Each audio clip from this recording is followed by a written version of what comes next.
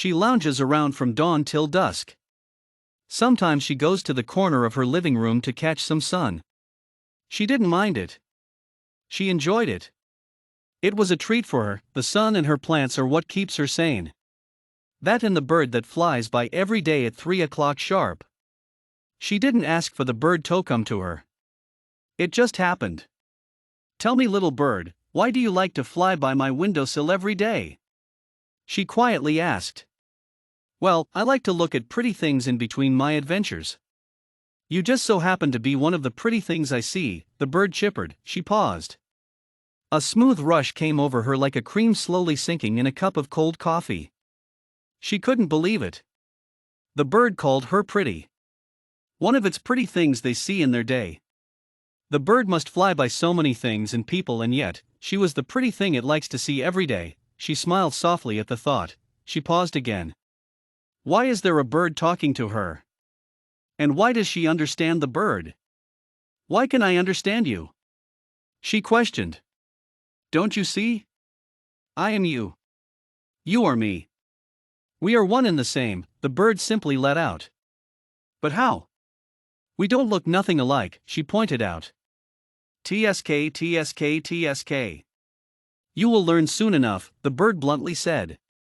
And with that, the bird was off to another adventure. 3 months pass by. This time, the bird sometimes passes by. After the bird told her they are the same, nothing has ever been the same. She kept thinking about its answers. I am you. You are me. We are one and the same, echoes in her mind as she watches the sun rise with bags under her eyes. She's not much of a sleeper. She is a little paranoid of falling asleep. She fears missing out on time she has lost falling asleep.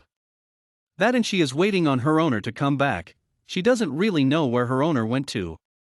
She knows that her owner was going to grab new toys for her since she behaved so well when they went grocery shopping. She likes the toys that squeak and are made out of colorful plastic. She throws them to and fro. She runs with it left and right. She can't get enough of them. It is her sacred time to act without a care in the world. 4 months pass by.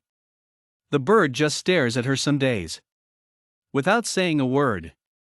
It is like it knows what she's thinking, and it lets her be, until one August afternoon she asks, Hey, I figured out why you said we're the same. The bird perched its head upright, interested in what she had to say. The bird nodded its head in agreement, as if saying go on with it. We are both animals, she exclaimed. The bird intensely stared at her. It kept staring at her for a couple of seconds. The bird let out a soft sigh and voiced, No, no, no. Yes, we are both animals, but that is not why we are the same. Remember, I am an extension of you, and with that, the bird flew away once again.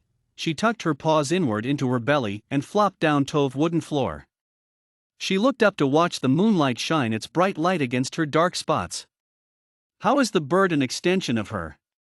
That doesn't make sense. The bird flies. It has wings.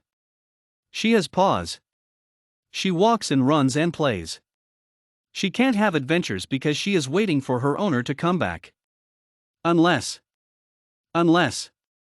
No, she doesn't believe it. So 3 months pass by. Snow gently falls on the windowsill of her living room. The sun is kissing her white spotted fur and she feels at peace. The bird flies by and lands on the tip of the wooden windowsill. Curtains drawn to the side sway in the wind. They are a khaki color that are semi-transparent. She likes to pull it close to her when she gets cold. Her owner forgot to set up her bed before her owner left. The bird looked at her direction. Did you figure it out yet? It questioned. She strolled closer and confessed, I've been thinking about it for so long. Almost a year. I have a hunch, but I don't know if it's right. Well, get on with it. Tell me. I'm curious, the bird said chipperly. We are the same because I know you from my past, she explained. The bird wobbled closer and stared at the floor as if asking for permission to be let inside. Yeah, you can come inside, she answered. The bird took off and landed perfectly at the foot of the living room couch. You see. I knew you would come to your own conclusion. The bird said in a sing-song tone and added, I have to tell you.